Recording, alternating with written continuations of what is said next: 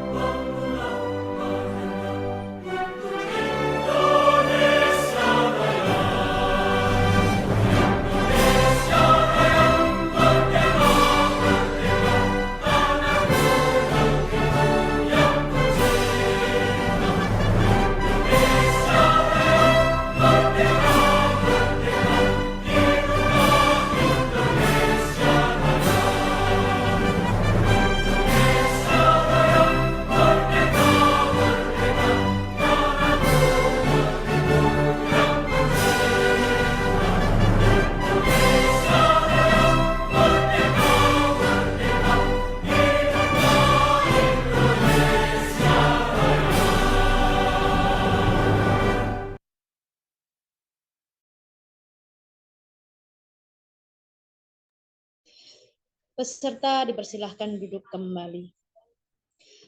Baiklah, Bapak Ibu Guru yang kami hormati, dalam rangka penerapan budaya positif di lingkungan sekolah yang diharapkan dapat mengubah budaya yang kurang sesuai menjadi lebih ramah anak, serta menumbuhkan motivasi intrinsik dalam diri murid untuk dapat menerapkan budaya positif dengan cara menyenangkan, kita akan simak pemaparan narasumber yang telah bergabung bersama, yaitu Ibu Meisha Nisrina yang akan menjelaskan tentang penerapan budaya positif, posisi kontrol guru, dan segitiga restitusi.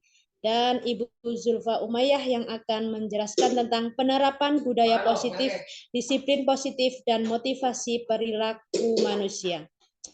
Setelah pemaparan kedua narasumber, akan kami buka sesi pertanyaan. Bagi Bapak Ibu yang ingin bertanya, dapat menuliskan pertanyaannya dalam kolom chat atau dapat juga menyampaikannya langsung saat sesi tanya jawab berlangsung. Baik, yang pertama kami persilahkan Ibu Meisha untuk dapat menyampaikan materinya. Baik, terima kasih Bu Setika. atas kesempatan yang sudah diberikan. Bapak Ibu yang kami hormati, mohon izin untuk berbagi layar dengan Bapak Ibu.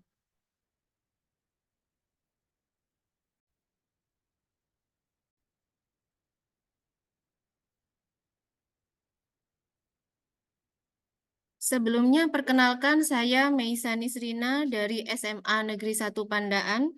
Saya adalah salah satu CGP Angkatan 10 Kabupaten Pasuruan. Pada kesempatan ini, saya akan melakukan diseminasi terkait dengan penerapan budaya positif di sekolah.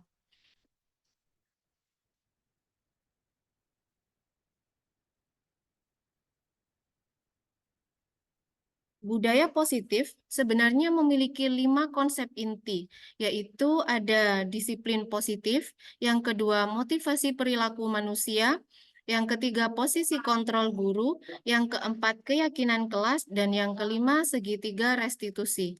Namun pada kesempatan ini saya hanya akan menjelaskan 2 konsep inti, yaitu posisi kontrol guru dan segitiga restitusi. Selebihnya nanti akan disambung oleh narasumber berikutnya.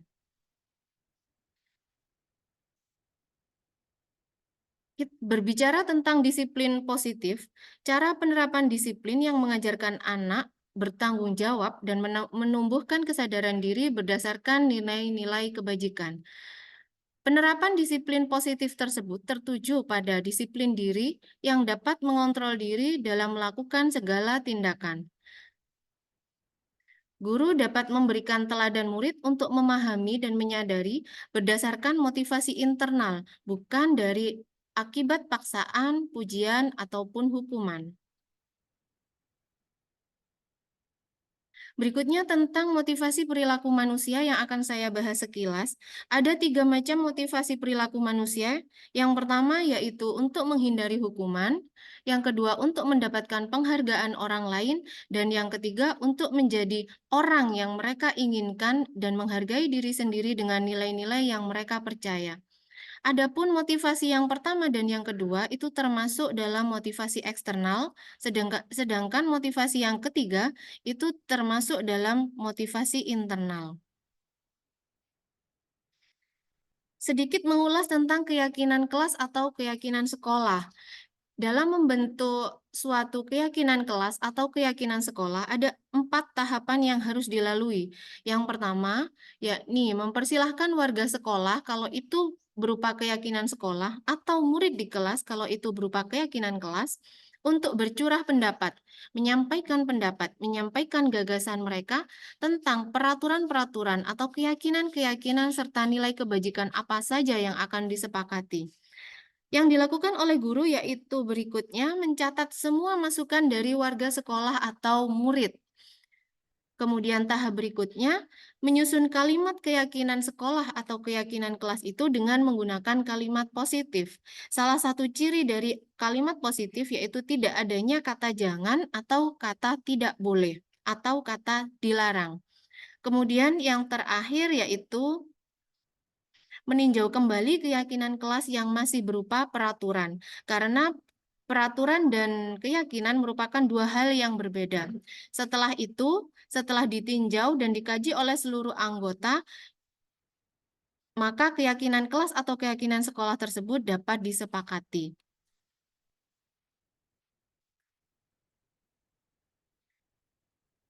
Beranjak pada materi inti saya yaitu posisi kontrol guru. Ada 5 posisi kontrol yang bisa diambil posisi oleh seorang guru. Yang pertama yaitu sebagai penghukum, yang kedua sebagai teman, yang ketiga sebagai pemantau, yang keempat sebagai manajer, dan yang kelima sebagai pembuat merasa bersalah. Posisi kontrol guru ini sebenarnya tidak hanya pada saat posisi guru saat menangani masalah, tapi posisi guru secara menyeluruh selama bersama dengan murid.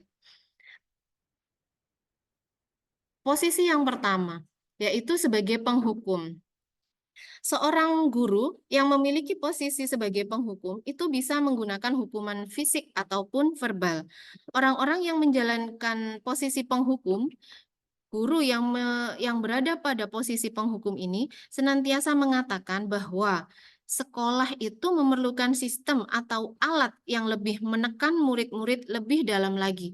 Biasanya hal ini terwujud dalam adanya aturan-aturan sekolah, tata tertib sekolah, dan lain sebagainya.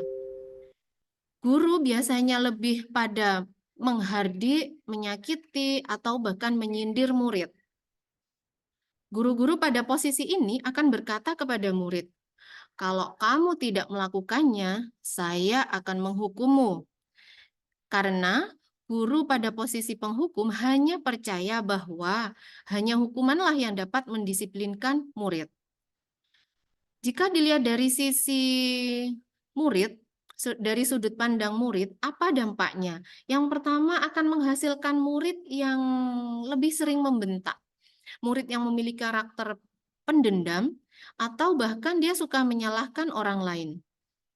Murid akan berkata, "Ah, saya tidak peduli," dengan perkataan yang disampaikan oleh guru. Dampak kedepannya yaitu murid bisa saja mengulangi kesalahan yang sama, atau bahkan yang lebih parah lagi, murid akan bersifat lebih agresif.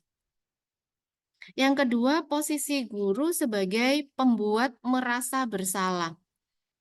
Jadi dalam hal ini guru seolah-olah menyudutkan murid agar murid ini merasa bersalah.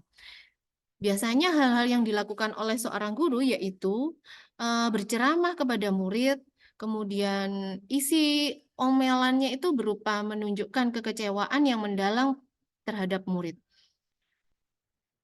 Identik dengan perkataan seperti ini, "Kamu sudah mengecewakan ibu, kamu sudah mengecewakan bapak," atau dengan kalimat yang lain,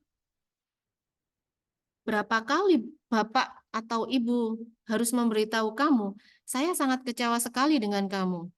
Nah, guru akan menekan murid secara mental dan emosional.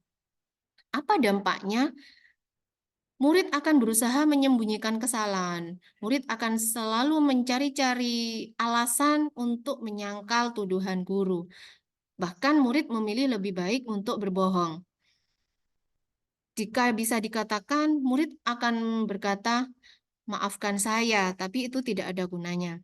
Dampaknya pada murid yaitu apabila murid merasa tertekan karena posisi pembuat merasa bersalah itu akan menekan murid, yang terjadi pada murid yaitu murid akan merasa rendah diri, merasa bahwa dirinya gagal, tidak berharga, bahkan lebih parah lagi murid akan terus merasa tertekan sehingga dia tidak bisa memunculkan kompetensi-kompetensi yang dimilikinya. Posisi kontrol guru yang ketiga yakni posisi sebagai teman. Lebih baik daripada posisi guru sebagai penghukum dan pembuat merasa bersalah. Guru pada posisi ini tidak akan menyakiti murid, namun akan tetap berupaya mengontrol murid melalui persuasi, jadi rayuan, dan lain sebagainya. Biasanya guru akan berkata, "Ya sudah, kali ini tidak apa-apa, nanti ibu bantu bereskan." Seperti itu. Jadi murid akan merasa lebih aman. Guru akan lebih akrab dengan murid. Dampak pada murid bisa berdampak positif dan juga bisa berdampak negatif. Dampak positif pada murid, murid akan lebih akrab dan dengan guru. Murid akan mudah menyampaikan perasaannya, menyampaikan pendapatnya, atau bahkan kesulitan-kesulitannya selama belajar. Namun ada juga dampak negatif yang terjadi pada murid, yaitu murid akan tergantung pada guru tersebut. Ketika bukan guru tersebut yang meminta bantuan, yang memerintah, atau yang menyarankan, maka murid itu tidak akan mendengarkan. Posisi kontrol guru yang keempat yaitu sebagai pemantau. Di sini guru tidak emosi, jadi tidak dengan nada bicara yang tinggi. Guru juga meski tidak terlihat, guru itu tetap mengawasi murid. Namun di posisi ini guru memberikan konsekuensi atau sanksi tertentu. Biasanya dengan kalimat, "Apa konsekuensinya? Lah, aturannya gimana? Apa yang udah kamu lakukan?" Seperti itu. Guru tetap mengawasi di balik sikap cueknya. Dampak yang ada pada murid yakni murid akan memahami konsekuensi atas perbuatannya. Jadi pada saat ia akan melakukan suatu tindakan, ia akan berpikir tentang konsekuensi yang sudah diberikan pada awal dia berkomitmen dengan guru. Murid akan berkata, saya akan dapat hadiah apa jika taat aturan? Murid akan berpusat atau orientasi kepatuhan adalah dengan hukuman atau hadiah.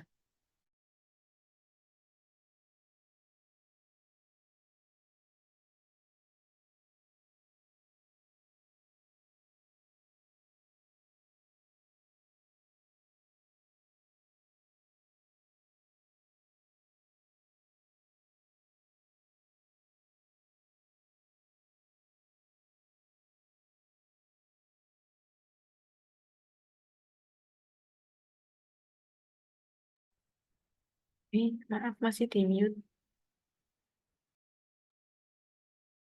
Terima kasih. Posisi kontrol guru yang kelima yakni sebagai manajer. Pada posisi ini, guru mempersilahkan murid untuk mempertanggungjawabkan perilakunya, mendukung murid agar dapat menemukan solusi atas permasalahannya sendiri. Jadi, guru lebih mengajak murid untuk berdiskusi, menganalisis apa kesalahannya, kemudian menganalisis bagaimana solusinya, sehingga kebutuhan diri seorang murid akan terpenuhi. Pada posisi ini, guru lebih berkolaborasi dengan murid. Kata-kata umum yang bisa dipakai misalnya, terus apa rencanamu untuk memperbaiki semua ini? Menurut kamu, gimana solusinya? Apa yang harus dilakukan untuk menyelesaikan semua ini? Seperti itu. Dalam hal ini, posisi guru membimbing murid untuk bertanggung jawab. Apa dampaknya pada murid? Murid akan menjadi pribadi yang mandiri dan bertanggung jawab. Di kemudian hari, murid akan mampu melakukan refleksi diri, sehingga murid akan tumbuh menjadi pribadi yang kuat, yang lebih mandiri, dan lebih bertanggung jawab.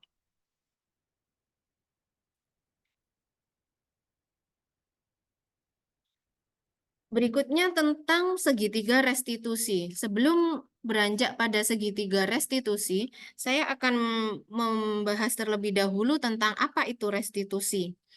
Restitusi adalah proses menciptakan kondisi bagi murid untuk memperbaiki kesalahan mereka, sehingga mereka bisa kembali pada kelompok mereka dengan karakter yang lebih kuat.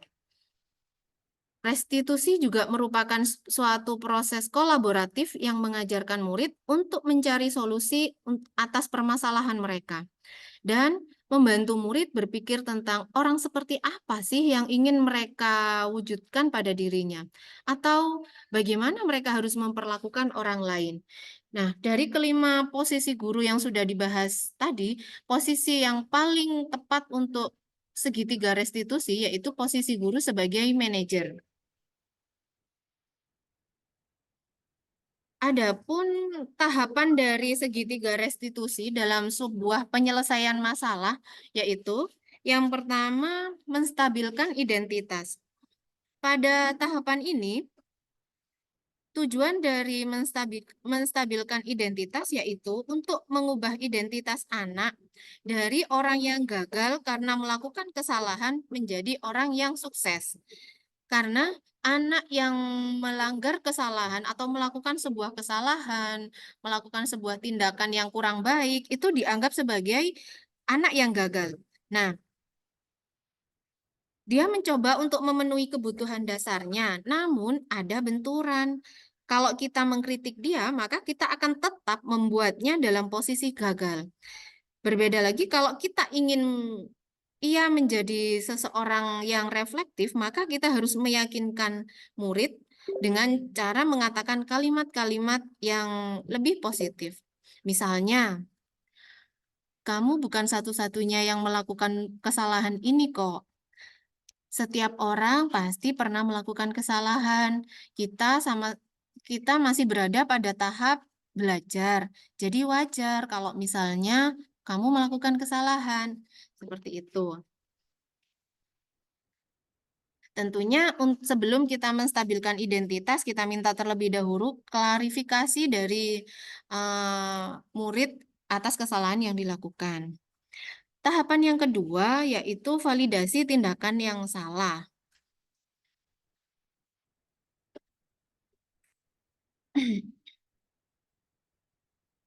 Menurut teori kontrol, semua tindakan manusia, baik atau buruk, itu pasti memiliki maksud dan tujuan tertentu. Nah, seorang guru disarankan untuk mengajak murid berbicara, aturan apa sih sebenarnya yang ia langgar. Jadi, para guru yang telah menerapkan strategi ini mengatakan bahwa anak-anak yang tadinya tidak terjangkau, tidak diperhatikan, itu menjadi terbuka kepada guru tersebut. Kemudian tahapan yang ketiga yaitu menanyakan keyakinan.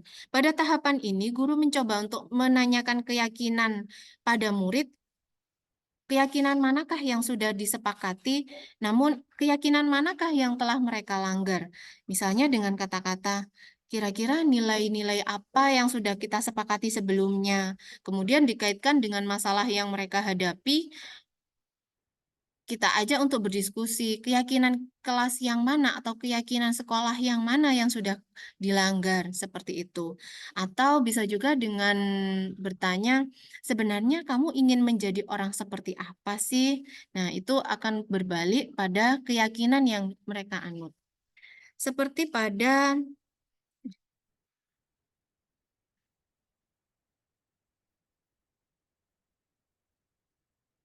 segitiga restitusi dalam penyelesaian masalah. Guru berperan sebagai manajer, seperti yang saya sampaikan tadi, posisi yang paling tepat yaitu posisi manajer yang digunakan untuk menyelesaikan masalah. Dengan melalui 3 tahapan segitiga restitusi, maka tujuannya akan menghasilkan murid yang mandiri dan bertanggung jawab. Nah, seperti pada pada permasalahan yang dihadapi oleh murid saya ini. Pada video ini, singkat cerita saya ceritakan isi konfliknya. Jadi tokoh pada murid saya yang berada di sebelah kanan saya itu bernama Finan, sedangkan murid saya yang sebelah kiri saya itu bernama Reno. Pada saat jam istirahat, Finan dan Reno ini ngobrol santai pada mulanya. Namun kemudian bertemu dengan rekannya yang sedang makan pisang. Nah, ini. Menurut Reno yang berasal dari Jakarta, istilah pisang itu berarti pepaya. Namun, mohon maaf, istilah gedang itu artinya pepaya. Namun, menurut Finan yang dari Jawa Timur, gedang itu pisang, sehingga timbullah perselisihan antara Reno dan Finan karena istilah gedang tadi. Ya apa sih kau tinggi no? Masa kau bilang no? Saya lo, yo, apa no?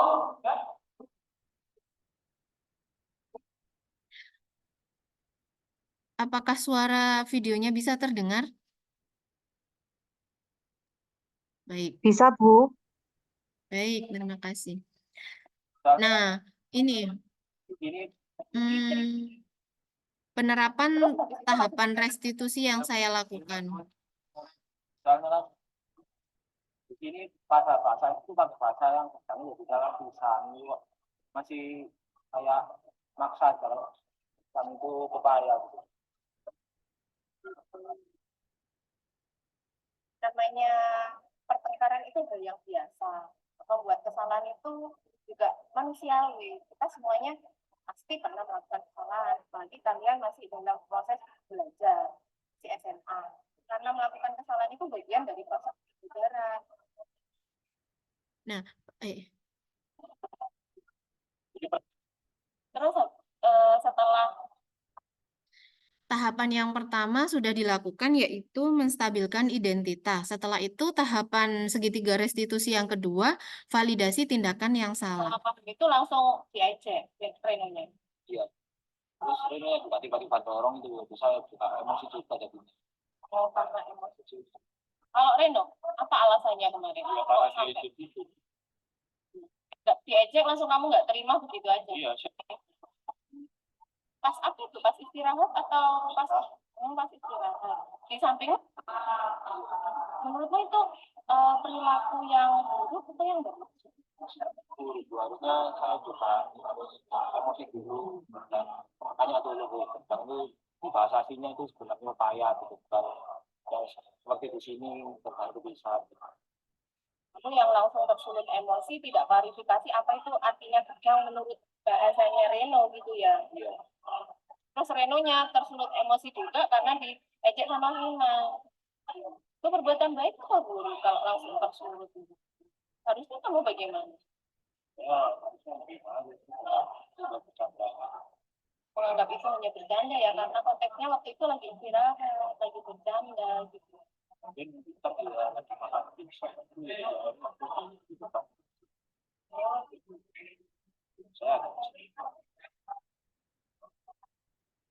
Kira-kira berdasarkan keyakinan kelas yang sudah kita sepakati sebelumnya, keyakinan kelas yang mana yang kalian langgar? Tahapan yang ketiga dari segitiga restitusi yaitu menanyakan keyakinan. Kita menghargai perbedaan yang ada di kelas. Dan di kelas itu terdiri dari teman-teman yang bermacam-macam gitu ya. Iya. Jadi pada tahap ini murid menyampaikan keyakinan-keyakinan kelas yang berkaitan dengan permasalahan yang mereka hadapi. Kemudian murid akan menganalisis sendiri keyakinan kelas yang mana yang telah mereka langgar. Kalau Rena? Nggak bisa teman sendiri sama nggak bisa ngatur emosi. Kurang bisa menghargai teman sama kurang bisa mengatur emosi. Iya. Terus yang berikutnya gimana? Aku sih pengen maafkan sama dia. Nggak tahu dia. Kalian mau nggak maafin Reno? Yakin? Jadi sekarang Tina dan Reno saling minta maaf, saling memaafkan baik. Ya. Sorry ya. Jangan ngatain lagi. Ya. Nah ini nggak boleh diulangi lagi ya.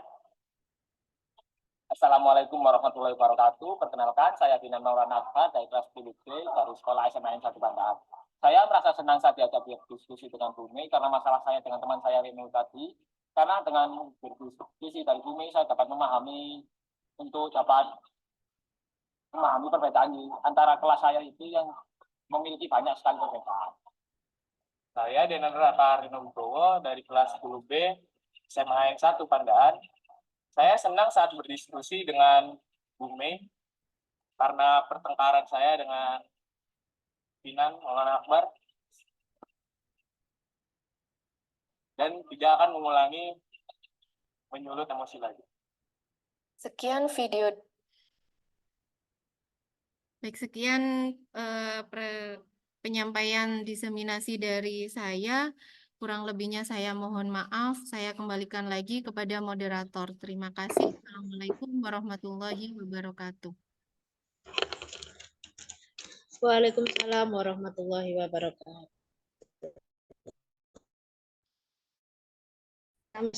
Pada Ibu tentang guru dan segitiga restitusi. Untuk materi yang berikutnya, kita lanjutkan pada narasumber kita yang kedua, yaitu Ibu Zulfa. Kami persilahkan untuk menyampaikan materinya. Baik, terima kasih Ibu Setika. Perkenalkan dulu, nama saya Zulfa Umayyah. Saya dari SMKS Wali Songo 1 Gempol. Saya akan memaparkan presentasi saya mengenai diseminasi budaya positif di lingkungan sekolah. Mohon maaf, saya izin share screen dulu. Ya, oke. Di materi saya itu budaya positif menyebarkan pemahaman dan penerapan di lingkungan sekolah. Saya dari CGP Angkatan 10 Kabupaten Pasuruan. Oke. Oke, tadi kan kita sudah mendengarkan penjelasan dari Ibu Meisya agar kita tidak ngantuk, tidak jenuh, tidak bosan juga. Yuk kita coba senyum. Minta tolong semuanya bisa off cam. Oke, terima kasih. Kita senyum dulu ya selama 10 detik. Saya hitung mulai dah 4, 5, 6, 7, 8, 9, 10. Bagaimana? Sudah segar kembali semuanya? Terima kasih. Sudah muncul ya semangatnya ya. Ya, terima kasih. Berikut saya lanjutkan presentasi dari saya. Oke, di sini saya akan menjelaskan tentang konsep inti dari budaya positif itu sebenarnya ada 6. Yang pertama disiplin positif, motivasi perilaku manusia, keyakinan sekolah, kebutuhan dasar manusia, posisi kontrol, segitiga restitusi. Oke. Tadi sudah dijelaskan sedikit sama Bu Meisya, sudah disinggung juga sama Bu Meisya. Oke. Kemudian saya akan memaparkan tentang pembelajaran dengan paradigma baru yang berpusat pada profil belajar Pancasila. Nah, di sini profil belajar Pancasila itu sendiri terbagi menjadi 6 poin. Yang pertama beriman kepada Tuhan Yang Maha Esa, berkebinekaan global, bergotong royong, aktif, bernalar kritis, dan mandiri. Nah, sebentar. Mohon maaf, pembelajaran dengan paradigma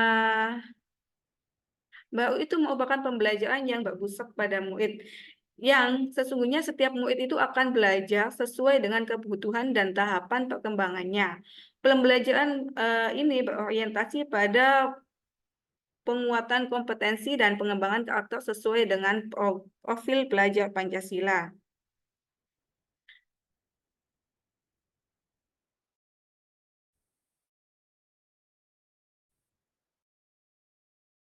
Nah, di sini saya akan menjelaskan, kebanyakan kan dari teman-teman itu bertanya-tanya, apa sih maksud dan tujuan dari disiplin positif ini? Nah, manfaatnya itu apa saja? Nanti efek sampingnya itu apa saja? Nah, disiplin positif itu merupakan suatu cara penerapan yang mengajak anak-anak bertanggung jawab dan menumbuhkan kesadaran diri berdasarkan nilai-nilai kebajikan. Nah, disiplin positif lebih ke arah disiplin diri yang dapat mengontrol dalam melakukan segala tindakan. Nah, sebenarnya banyak sekali dari manfaat disiplin positif ini, selain menumbuhkan rasa tanggung jawab, juga memupuk karakter positif dalam anak. Nah, kemudian saya akan menjelaskan mengenai motivasi.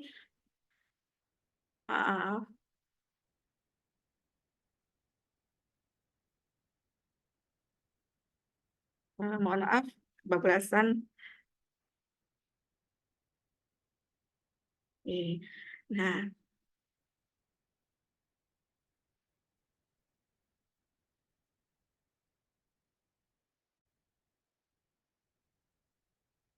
oke, saya akan menjelaskan tentang motivasi perilaku manusia. Sebenarnya setiap tindakan yang dilakukan manusia atau seorang anak itu ada tujuannya. Nah, apa yang menjadi motivasi dasar dari apa yang dilakukan itu? Yang pertama yaitu untuk menghindari ketidaknyamanan atau hukuman. Kedua, untuk mendapatkan imbalan atau penghargaan dari orang lain. Ketiga, untuk menjadi orang yang mereka inginkan. Selain itu, menghargai diri sendiri dengan nilai-nilai yang mereka percayai. Oke, selanjutnya itu kebutuhan dasar manusia. Yang pertama yaitu kebutuhan dasar manusia itu dibagi menjadi 5. Yang pertama bertahan hidup, kasih sayang dan rasa diterima, penguasaan, kebebasan, dan kesenangan. Nah, seluruh tindakan manusia itu pasti memiliki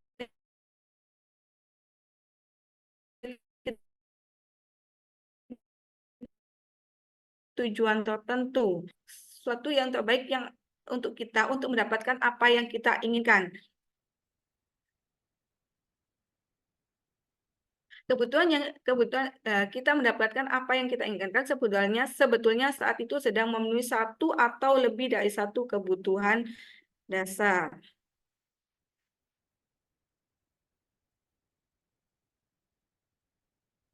Oke. Kemudian saya akan menjelaskan tentang posisi kontrol restitusi. Yang pertama yaitu pemberi hukuman, pembuat merasa bersalah, pemantau manajer, dan teman. Tadi sudah disinggung dari kelima ini oleh rekan saya, Bu Meisya, maka akan saya lanjutkan mengenai penjelasan mengenai keyakinan kelas. Nah, keyakinan kelas ini apa sih? Kenapa sih kok kita butuh keyakinan kelas dalam kegiatan pembelajaran? Kenapa kok kita tidak butuh peraturan saja, sedangkan dari mulai kita kecil hingga kita kuliah, hingga kita mengajar, bahwa yang tertanam dalam diri anak itu adalah peraturan kelas, bukan keyakinan. Kenapa kok ada keyakinan gitu? Oke, saya akan menjelaskan mengenai keyakinan kelas. Keyakinan kelas itu merupakan sebuah nilai-nilai kebajikan universal yang telah disepakati secara tersirat dan tersurat. Lepas dari adanya latar belakang suku, negara, bahasa, maupun juga agama. Nah, keyakinan kelas itu dibuat secara bersama-sama dengan seluruh siswa yang mempunyai nilai-nilai kebajikan yang dapat dipercaya. Tujuannya untuk apa? Tujuan dari pembuatan keyakinan kelas ini yaitu penerapan keyakinan kelas itu mewujudkan nilai positif kepada anak yang kemudian akan menjadi budaya positif di mana anak dapat menjalankan keyakinan kelas yang telah disepakati bersama dengan kesadaran diri dan buat dengan rasa.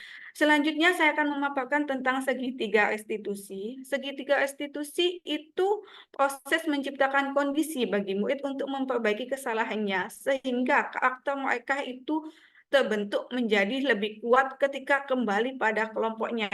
Nah, maksud daripada kelompoknya di sini itu yaitu ketika anak itu sudah tumbuh di lingkungan masyarakat, dia akan memiliki karakter yang kuat, nilai-nilai positif yang akan diterapkan di kehidupan bermasyarakat. Nah, restitusi sendiri itu memberikan kesempatan kepada murid untuk disiplin positif, memulihkan diri dari kesalahan sehingga memiliki tujuan yang jelas.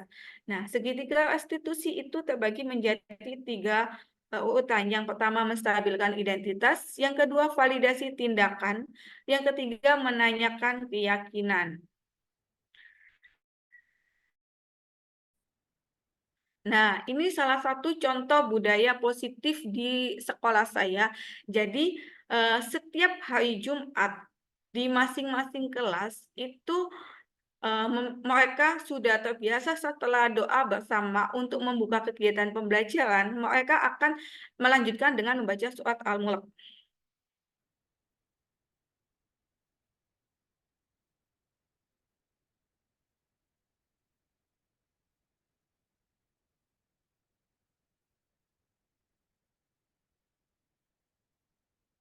Nah, jadi di sini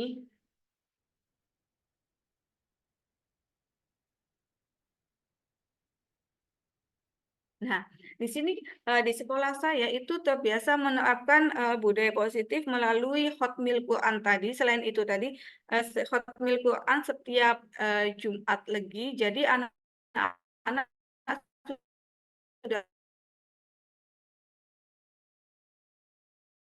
terbiasa dengan budaya-budaya beriman dan bertakwa kepada Tuhan Yang Maha Esa. Nah, di contoh ini itu anak-anak yang lambat masuk sekolah. Ada juga siswa yang salah atau pemakaian seragamnya tidak sesuai dengan harinya.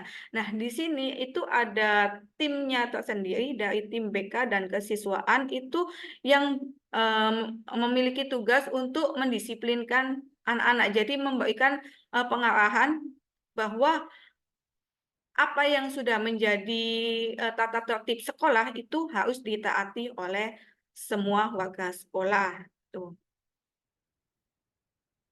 Nah, ini salah satu contoh disiplin positif tentang motivasi perilaku manusia untuk menghindari hukuman atau ketidaknyamanan.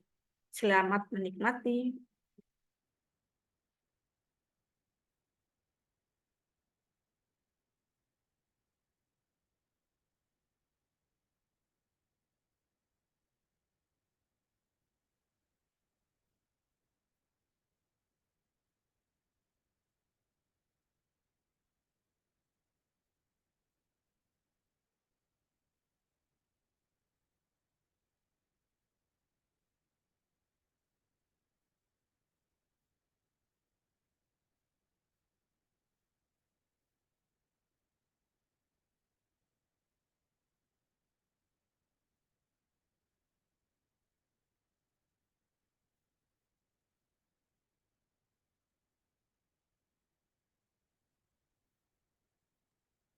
Mohon maaf, suaranya tidak ikut masuk, Bu Zulfa.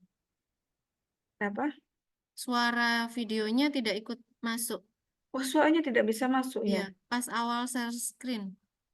Belum dicentang mungkin.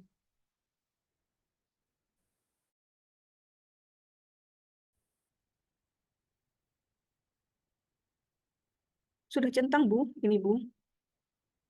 Atau diulangi saja contohnya untuk kutipannya ini. Atau saya jelaskan saja. Karena di saya ini internetnya kurang stabil, Bu.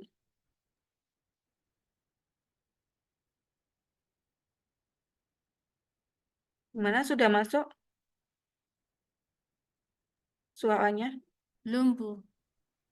Oke, mohon maaf ya, karena suaranya tidak bisa masuk, jadi saya jelaskan saja dulu. Nah, di sini kebetulan saya mengajar bahasa Indonesia di mapel saya itu di bab 3 itu ada penulisan puisi gitu, ada materi tentang puisi. Jadi di kelas-kelas yang saya pegang itu kelas 10, terutama kelas 10, itu saya membuat atau mengajak anak-anak untuk membuat sebuah buku yang isinya itu antologi puisi. Itu sudah saya lakukan dari 2 tahun yang lalu. Kalau 2 tahun yang lalu itu bukunya itu diterbitkan dalam bentuk perjurusan. Nah, di tahun ini saya berubah apa itu cara.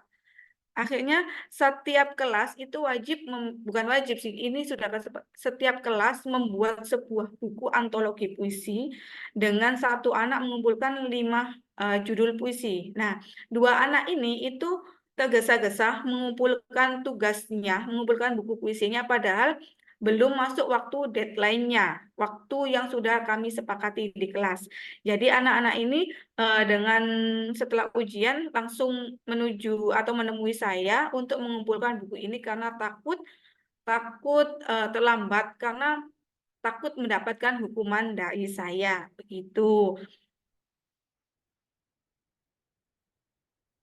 Oke, terima kasih atas waktunya. Sekian presentasi dari saya. Jika ada salah kata saya ucapkan.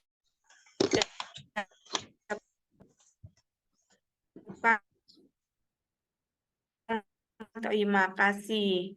Ke moderator. Baik, Ibu Zulfa, terima kasih atas presentasi yang dibagikan. Sepertinya sinyalnya memang kurang bagus, nggih. Bapak, Ibu guru hebat, kita akan masuk ke sesi tanya jawab berdasarkan pemaparan materi dari Ibu Mesya dan Ibu Zulfa. Bagi Bapak Ibu yang sudah ingin bertanya tentang materi yang telah disampaikan tadi, bisa menuliskan di kolom chat atau mungkin bisa langsung menyampaikan pertanyaannya. Kita batasi 2 pertanyaan dulu. 1 untuk Ibu Mesya dan 1 untuk Ibu Zulfa. Silakan bagi Bapak Ibu yang ingin bertanya bisa langsung ditanyakan. Atau mungkin ditulis di kolom chat juga boleh.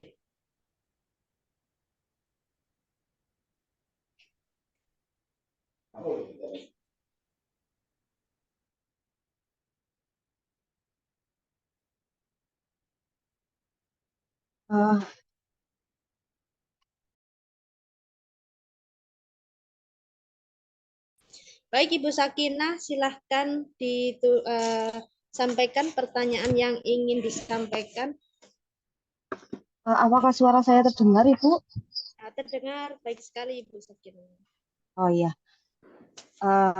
Baik, terima kasih atas waktunya Ibu Stika. Tadi kan narasumber kita menjelaskan tentang posisi manajer dan juga segitiga restitusi. Dan dijelaskan juga bahwa sebagai guru itu seharusnya kita berada di posisi manajer. Nah, bagaimana jika nanti ketika kita menghadapi murid yang membuat masalah, kita sudah menerapkan segitiga restitusi.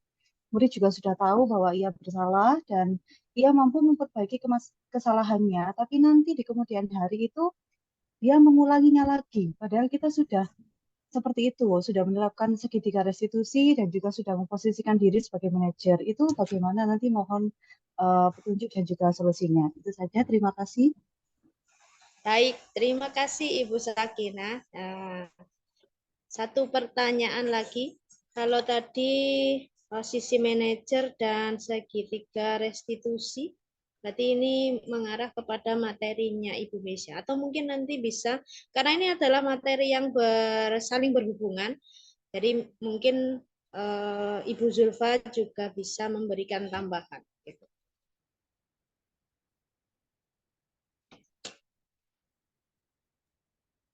Mohon maaf, di kolom chat ada pertanyaan dari Bu Citra. Ya. Di kolom chat ada pertanyaan dari Ibu Citra Nur Faida. Untuk Ibu Mesya, apa tantangan menerapkan segitiga restitusi? Jadi sudah ada 2 pertanyaan. Tadi pertanyaan dari Ibu Sakinah dan satu lagi dari Ibu Citra Nur Faidah. Baik, untuk ibu-ibu narasumber, kami persilahkan bisa dimulai dari siapa dulu, Ibu Mesya atau Ibu Zulfa? Sepertinya mengarah ke materinya Ibu Mesya ya. Monggo silakan. Baik, terima kasih atas pertanyaan yang sudah diberikan oleh Bu Sakinah dan Bu Citra. Yang pertama saya ingin menjawab dulu pertanyaan dari Bu Citra mengenai tantangan dalam penerapan segitiga restitusi. Berdasarkan pengalaman yang saya temui, pengalaman yang sudah saya lakukan di sekolah, tantangan yang sering saya hadapi yaitu mengenai yang pertama adalah waktu luang. Saya harus menyediakan waktu luang yang bisa mengakomodasi diskusi saya dengan murid yang bersangkutan. Jadi pada saat suasana yang pas, kemudian saya sama murid saya bisa berbicara dengan santai. Kemudian tantangan yang kedua bagi saya yaitu guru sebelum kita mengajak diskusi guru mohon maaf, sebelum kita mengajak diskusi murid yang sedang mengalami permasalahan tadi, terlebih dahulu guru harus bisa mengendalikan diri sendiri dulu.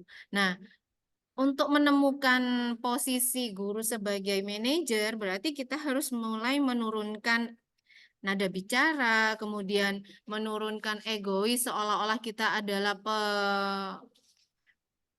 pembentuk merasa bersalah. Jadi murid tidak akan mau menyampaikan apa keluh kesahnya jika kita masih berada di posisi penghukum, posisi pembuat merasa bersalah, posisi pemantau.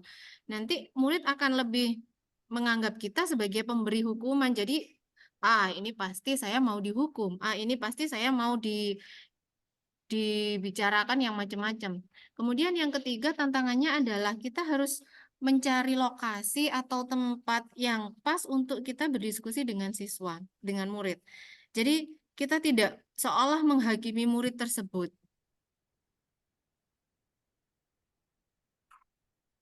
Jadi murid akan lebih santai dalam menyampaikan pendapatnya. Itu menurut saya tentang tantangan dalam penerapan segitiga restitusi. Atau ada tambahan dari Bu Zulfa mungkin? Oke, terima kasih Bu Mesya.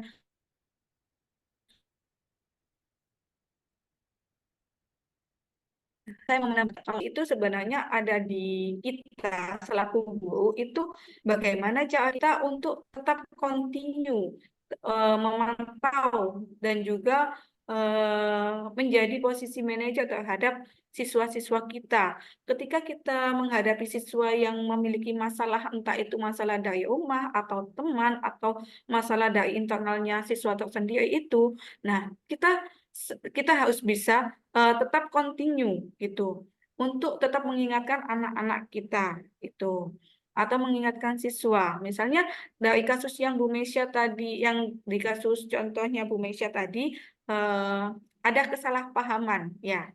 Nah, kita sebagai guru tidak hanya menyelesaikan masalah di waktu itu saja, namun kita sebagai guru memiliki kewajiban bahwa kita itu harus mendidik anak-anak agar memiliki karakter yang kuat. Nah, kita harus continue, terus memantau anak-anak supaya tetap berada di jalur yang positif, begitu. Terima kasih. Itu saja tambahan dari saya.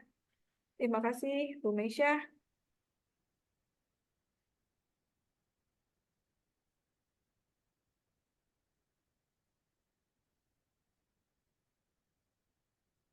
Oke. Bagaimana Bu Citra untuk jawabannya?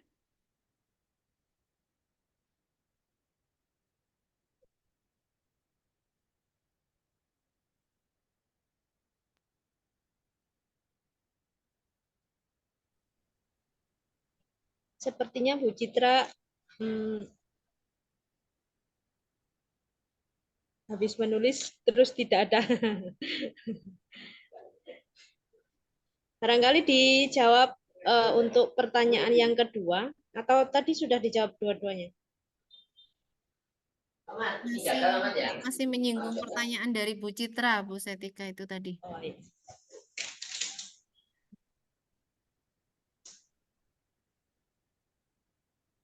Pertanyaan dari Bu Sakina, mau Bu Zulfa jawab dulu atau gimana? Oh ya, nggak apa-apa. Oke.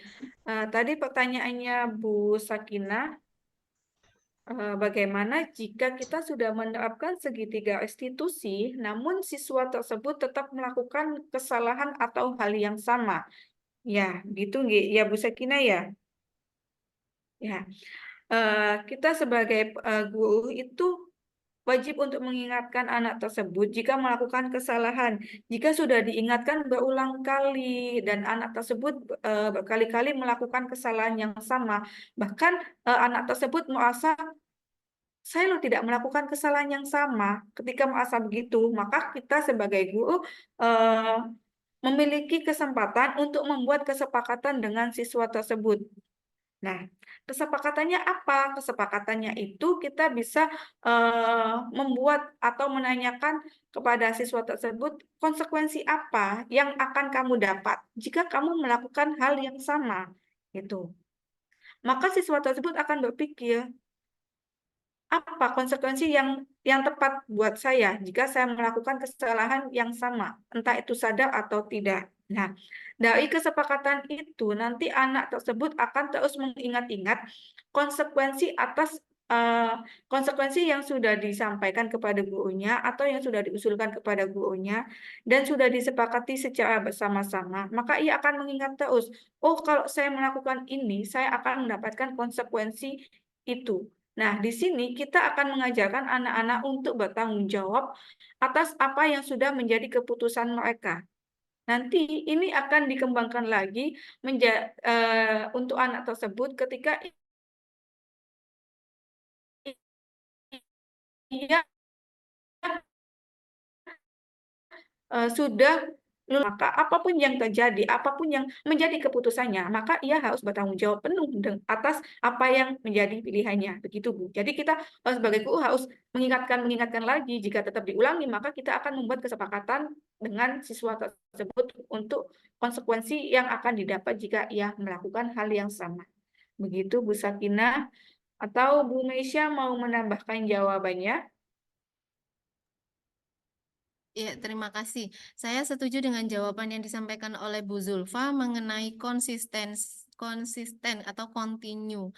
Namun, saya sedikit berbeda pendapat dengan Bu Zulfa terkait dengan konsekuensi. Mungkin yang dimaksud Bu Zulfa itu adalah keyakinan-keyakinan yang keluar, yang disampaikan oleh murid secara langsung dari hati nuraninya. Jadi sebelum kita memaksa dalam hal ini seolah memaksa, padahal itu adalah penanaman keyakinan. Kita terlebih dahulu memposisikan diri sebagai manajer terlebih dahulu. Kalau kita memposisikan diri sebagai penghukum, pembuat merasa bersalah atau pemantau, itu tetap akan seolah-olah dia memang salah.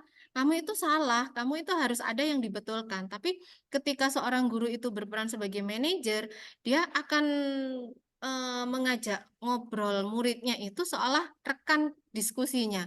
Jadi dari hati ke hati, bagaimana sih, apa sih yang kemarin dilakukan, kemudian divalidasi dulu tindakan-tindakan yang kemarin kurang tepat, kemudian keyakinan-keyakinannya itu dimunculkan lagi. Jadi bukan pada konsekuensinya, tapi kalau pada konsekuensinya nanti suatu pada titik tertentu murid akan berpendapat, konsekuensinya hanya begitu.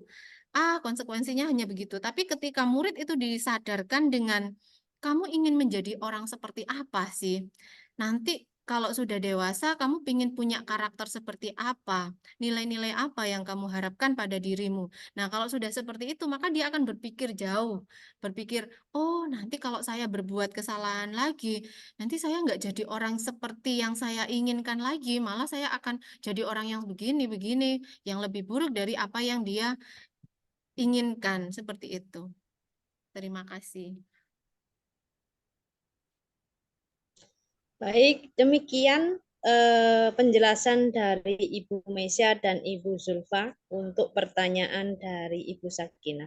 Bagaimana Ibu Sakinah bisa memahami jawaban dari kedua narasumber kita hari ini?